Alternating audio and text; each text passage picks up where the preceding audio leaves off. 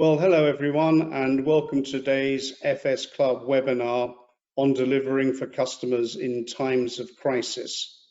It's going to be led by Jimmy Barber of JAB Financial Solutions. My name is Robert Pay, and I'm an associate of ZN, and it's my pleasure to be able to chair this event today, but I can only do so thanks to the generosity of our sponsors who allow us to range widely and freely across technology, economics, and finance. My job is to get out of the way as quickly as possible and hand over to Jimmy, but a few housekeeping notes. Firstly, the slides are available to download in the chat and on the website. We'll be holding a 20-minute Q&A session after Jimmy's presentation, so please make sure to use the GoToWebinar chat facility to send your questions in to me. I will then feed them into the conversation. Over the next 20 minutes, Jim is going to share some of his experiences and insights into customer service in testing conditions. So with that, Jimmy, over to you. Thank you, Robert. And thank you everyone for giving up some of your time on this sunny August afternoon. If you flick onto the next slide, Peter. The objective for this afternoon session is really to share some of the learnings and experience I've had over the last 30 odd years, so that you can hopefully do better than I did in some of the challenging situations I've faced and deliver for your customers and help your organisations. It's often in times of crisis when customers need you the most, and that's often when it's the toughest to deliver for them.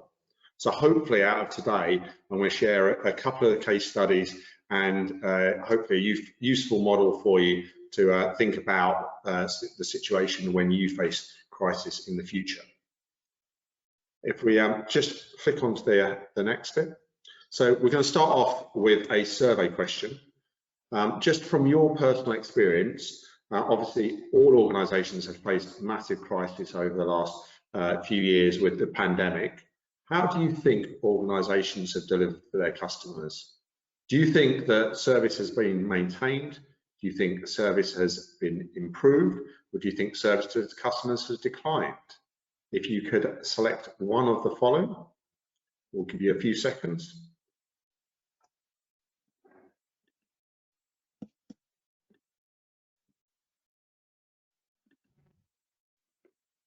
And as usual, the audience here is being very fast, and there's a clear leader in the responses so far.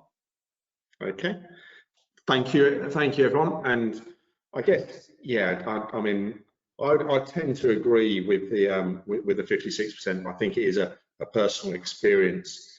I think if you think about how many times you've been on the phone to an organisation to hear the recorded message that there's a long wait due to COVID, and certainly recently, as somebody who's travelled abroad on holiday, the travel industry is in real crisis. Whether that's getting a passport, airlines or airports, they're really facing challenges which, whilst the pandemic itself couldn't have been foreseen, perhaps some of the challenges coming out of it might have been.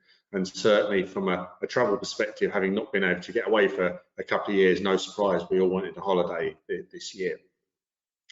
I'm going to talk now about how did I learn my lessons, how did I get my experience. And I guess as I mentioned, for well over 30 years, I won't be exact because it ages me badly, but for over 30 years I've been a transformation leader, working in all sorts of situations and all sorts of industries and companies. The case studies I'm going to talk to you about are financial services related, but I think you'll agree the kind of the experience and the insights are applicable more widely. And as I said, my experience goes everything from regulated sales to betting shop to commercial insurance, and dealing with a wide range of situations. And during that time, I've worked with some fantastic brands. And I've been really lucky to join a number of those companies. But the key in terms of gaining experience has been really the timing that I've been working with these brands. So, you know, I've worked with organisations where they're facing a whole wide range of challenges. So it's not just the brands, it's been the challenges and the timing, everything from growth to digital opportunities and everything in between. And what I have learned is, well, I certainly have been learning from both successes and failures, and you know, they've probably come in equal amounts, to be honest. And I've learned the importance of adapting one's approach. So I guess there is always a habit of what's made us successful in the past will always make us successful in the future. And what I've found is actually you need to adapt your approaches depending on the circumstances you find yourself in. And actually, often, you know, roughly 40% of what I've done in the past that's made me successful, I do again and it works really well. 40% sometimes needs a bit of adaptation, and that can be equally as successful. 20% of what I've done in the past that's worked in the past and made me successful, you know, actually gets negative outcomes. One of the challenges I found is actually figuring out of the things I've done in the past, which fits into which of those buckets. But certainly the importance of thinking about your approach and adapting has been key to all the transformations I've ever worked on. Now, before I get into the case studies, we've got a quick survey question for you. The first case study I'm going to talk to you about was I worked with a fantastic organisation and got a great reputation. Hiscox is an insurer. BI claims were business interruption claims coming out of the pandemic. Roughly how many claims do you think that Hiscox had to deal with coming out of the pandemic? A year being a normal volume, 3 years would obviously be really busy. 25 years worth of claims all at once would be, you know, a massive change, or 100 years worth of claims, which would be a kind of impossible situation. Give you a few seconds to have a guess. What do you think the volume of BI claims Hiscox were facing was?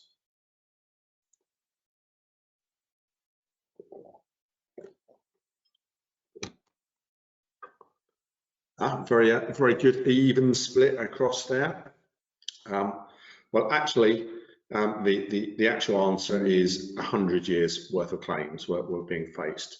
And like many BI insurers, Hiscox faced a real challenging situation following the pandemic.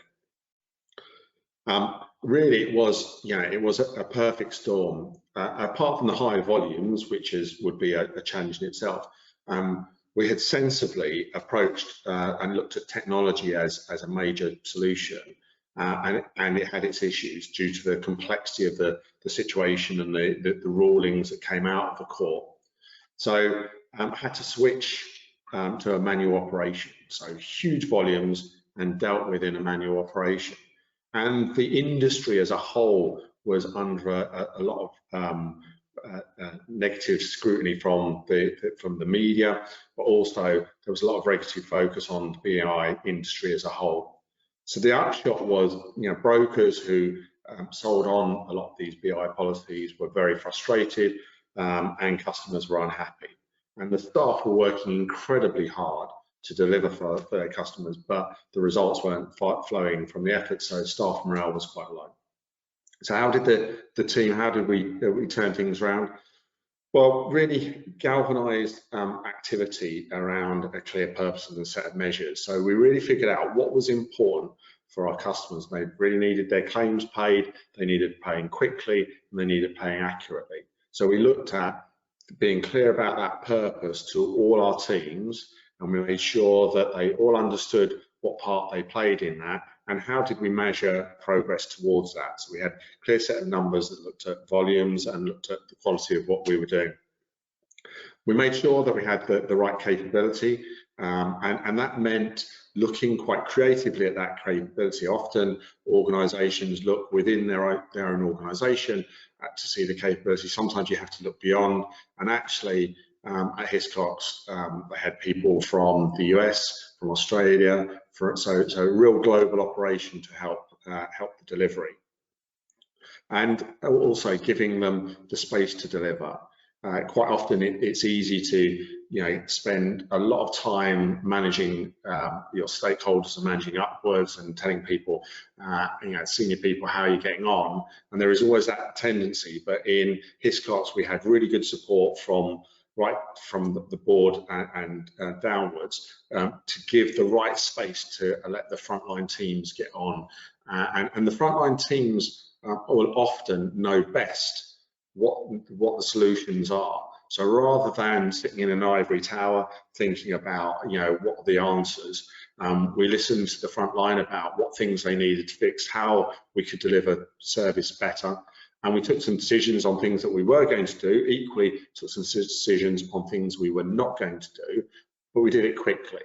You often don't have a lot of time to get to the perfect answer.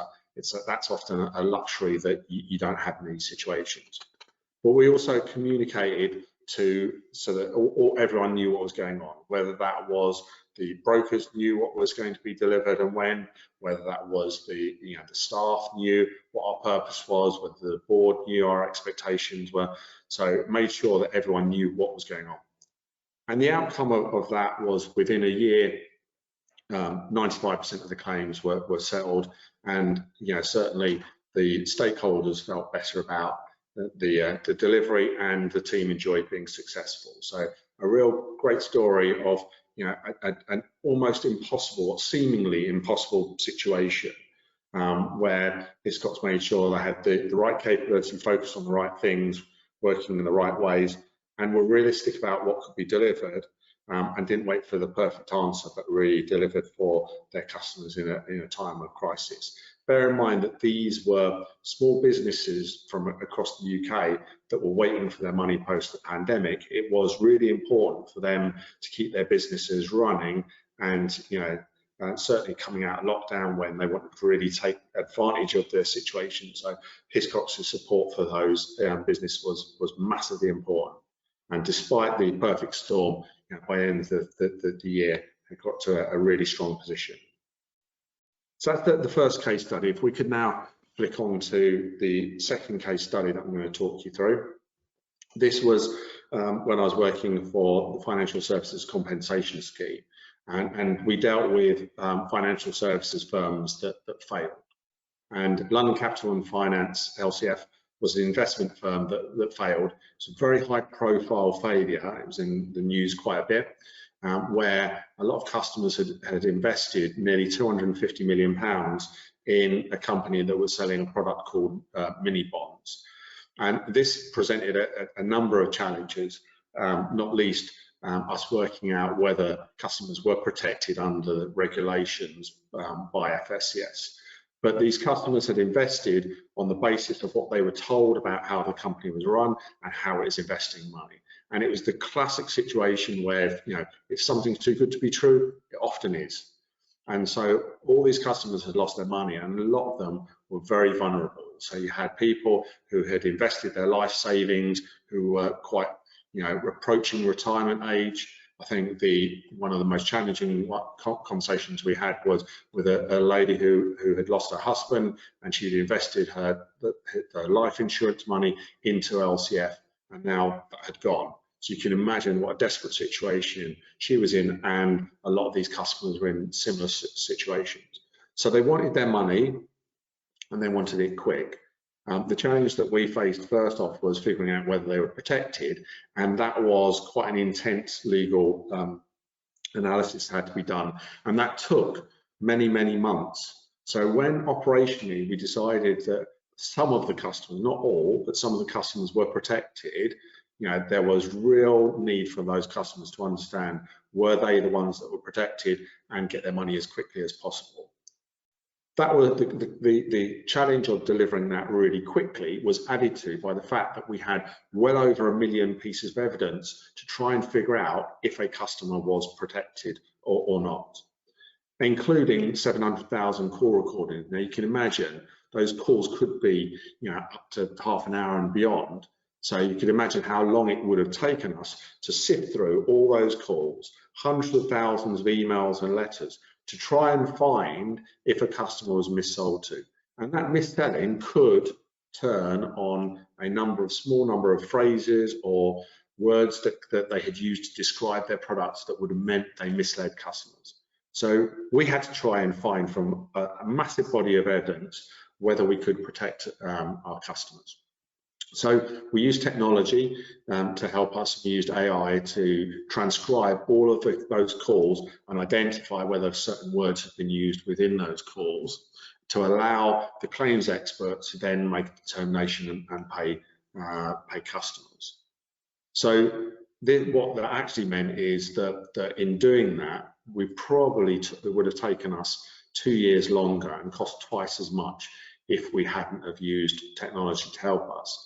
I think an important point here, though, is we didn't try and solve everything using technology. We just looked at it from the point of view of trying to cut down the evidence to a manageable position rather than make the whole decision, which is we then had people checking, making sure that the AI had learnt and therefore was doing it properly. And so there was a lot of human intervention at the back end to make sure people got paid fairly and the right amounts of money.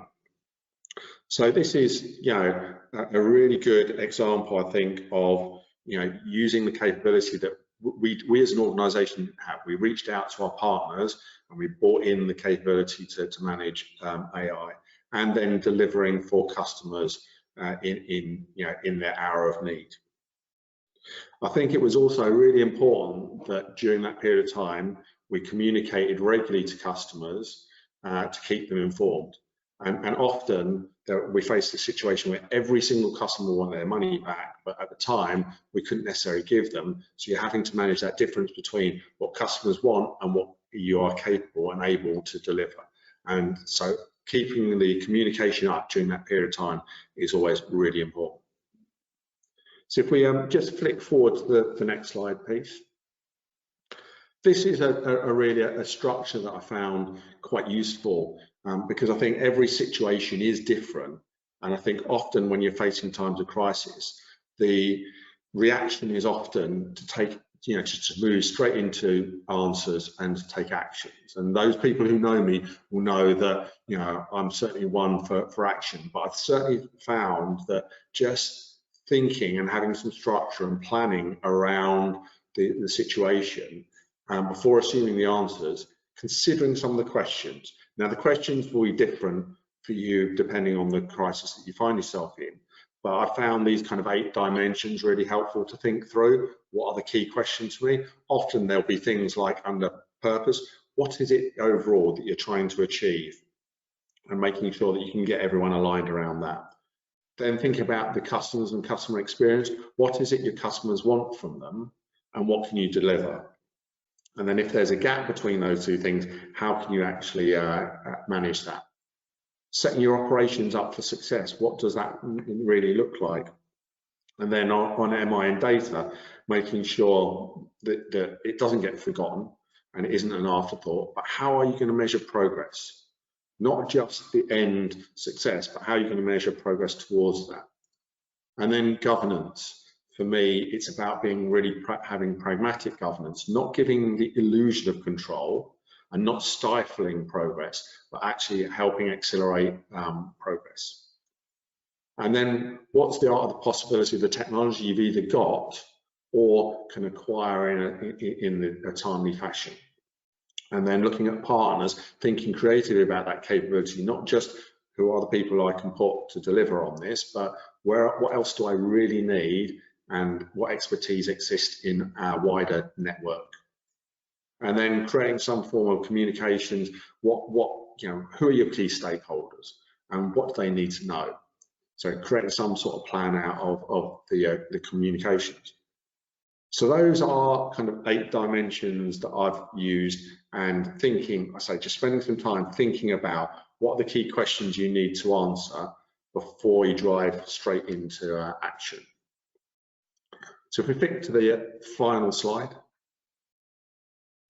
So some key takeaways from this, hopefully you'll see being focused on what the overall purpose and goal was.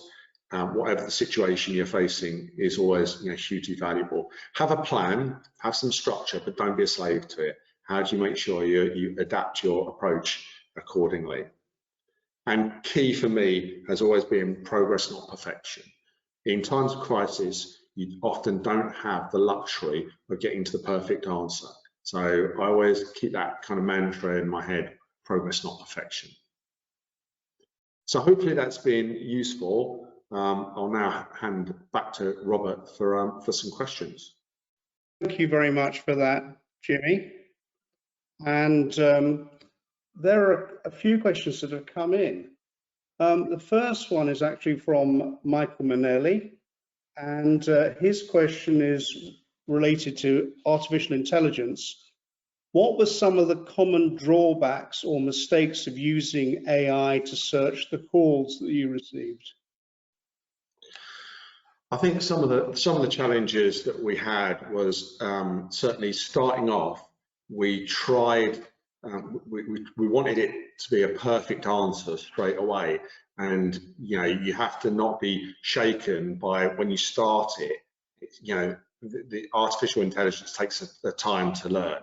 So we found that the first time we tested it out, the results were not anywhere near where we wanted, and it would have been easy to lose heart and not just realise actually you have to go through that learning process.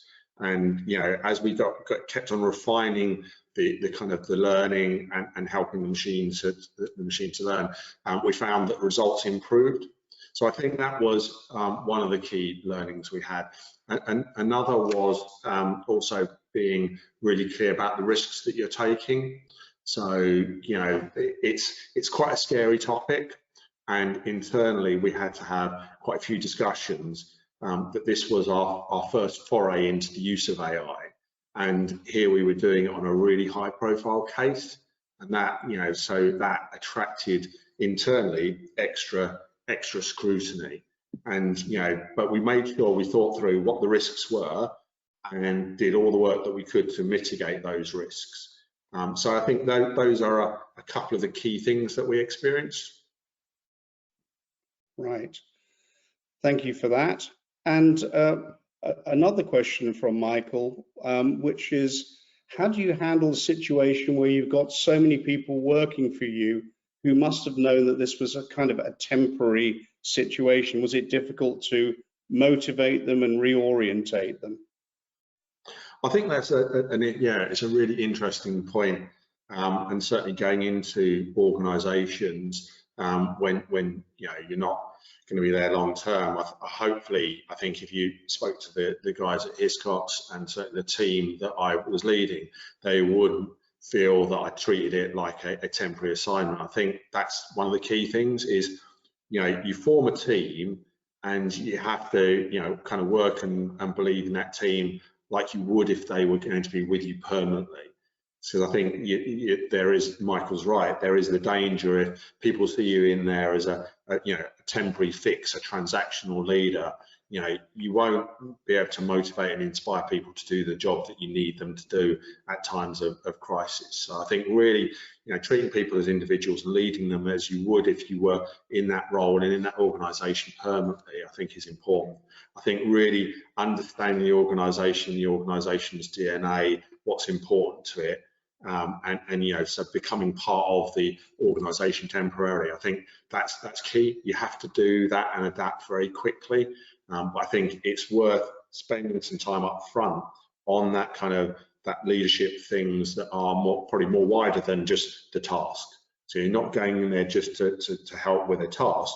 You're there to go and help the organisation in other ways. Right.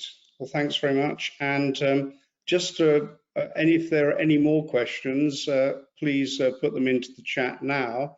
I've got one that I'd like to ask Jimmy, and that is, you've been through a couple of very hairy situations there. Is there anything that you would have done differently? Oh, there always is, Robert, and it's like I mentioned, I try and learn from both successes and failures. And I always, I always look back, and I think hindsight is a wonderful thing. You've got to be careful you don't drive yourself mental with, I should have done this, I should have done that. But I think, if I look back at the experience we had with London Capital and Finance, I think overall we did an amazing job, but there were points where, we were striving to be, more perfect than perhaps we needed to be, and, create the perfect technical solution. And actually, I think sometimes, you need to not just try and strive for perfection. And actually, even when we spent ages analysing solutions and getting the best solution possible, still didn't work that well. It still had to go through a period of test and learn. So I think, like I said, there is a real habit sometimes in these situations of, I want all the information, I want to know everything that could ever happen, I want to strive for perfection. I think we possibly spent a little bit too long at, either understanding exactly who was protected or what was the exact technical solution we were going to have, and actually, your customers can't afford you to do that. So I think, if I was looking back, if I was doing it again, it's easy to say because ultimately it worked, but I think we could have been bolder in terms of timing and some of the solutions. Right, thanks very much. And there's another question that's come in from Charlotte Dorber-Ashley.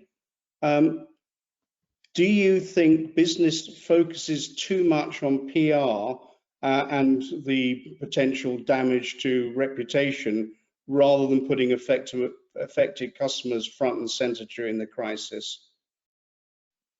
I think in my experience, I think in many crises, not just the ones I've talked in, I think, yes, there are people that are very sensitive about what the PR is, but I certainly, working with both Hiscox and FSCS, I think in the examples I've used, I think both organisations were very focused on the customers and what the customers needed, and knew that actually the best way of managing PR was to deliver for customers.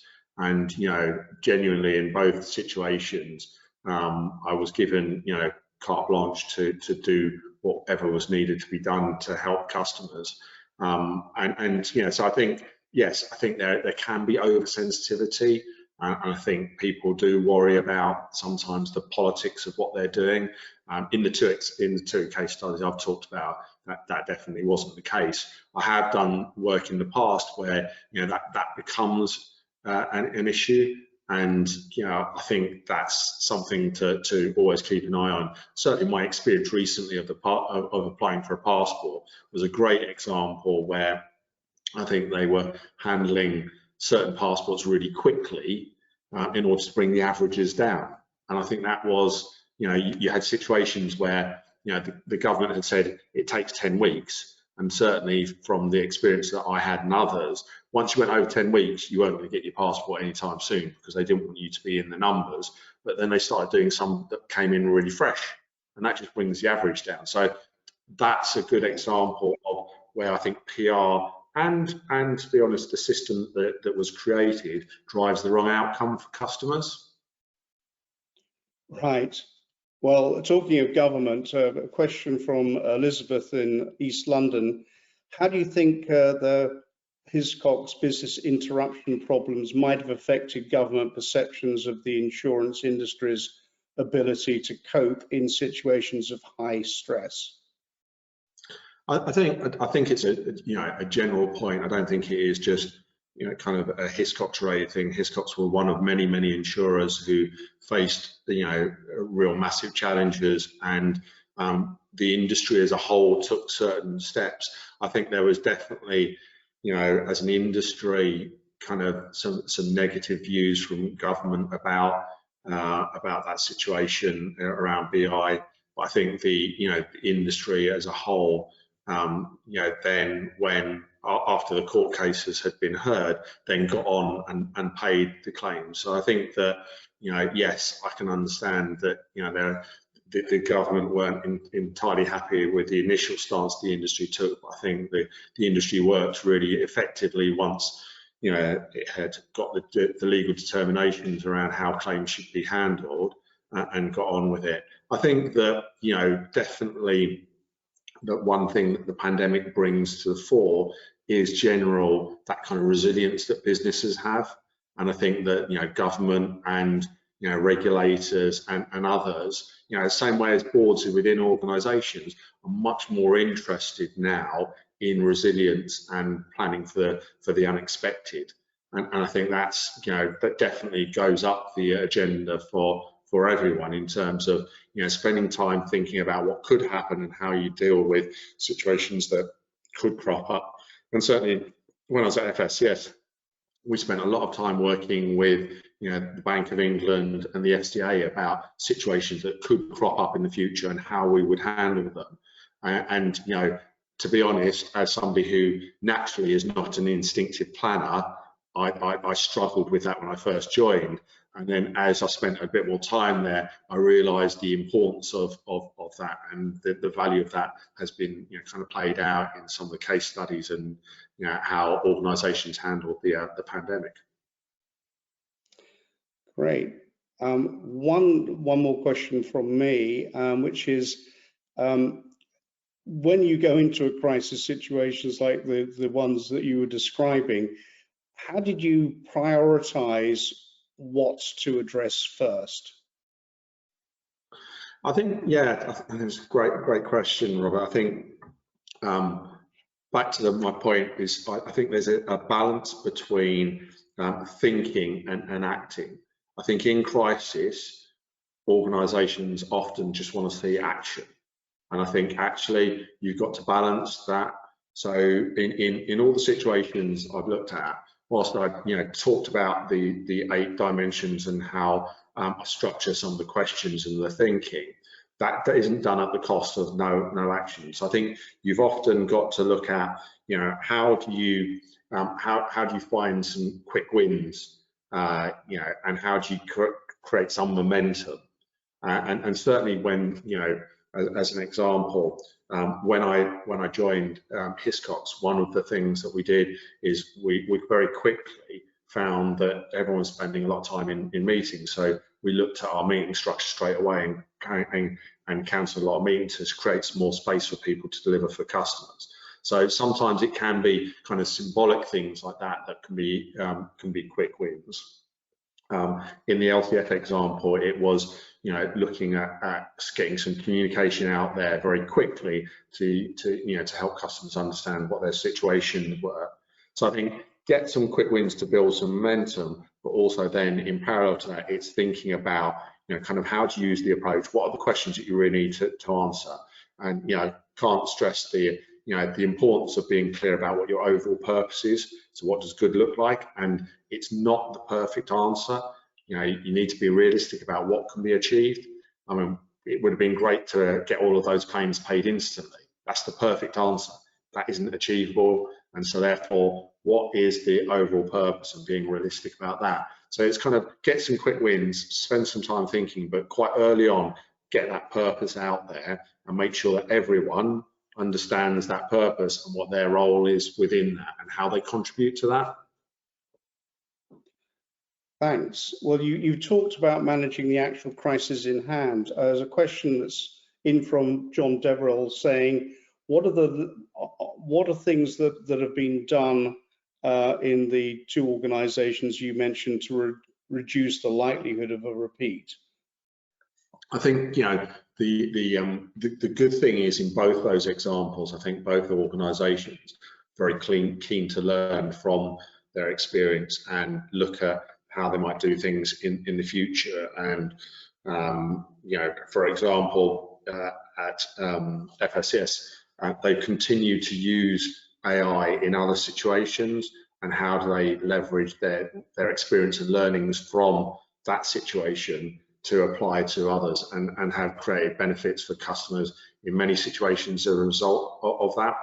And equally, I think both organisations look at their kind of future and their capabilities and what do they need to do and how do they plan for the future. So I think, like I say, I think that whole organisational resilience has gone up the agenda for most organisations, if not all, and rightly so.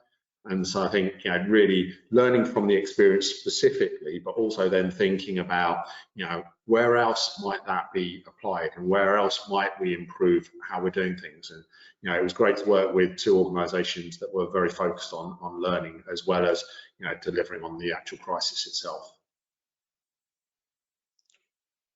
Well, thank you very much indeed.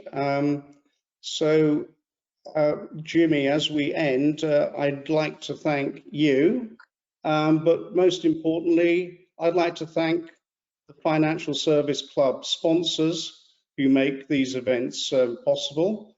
And I'd also like to thank the audience for your time, attention, and questions, and to draw your event to a couple of forthcoming events this week.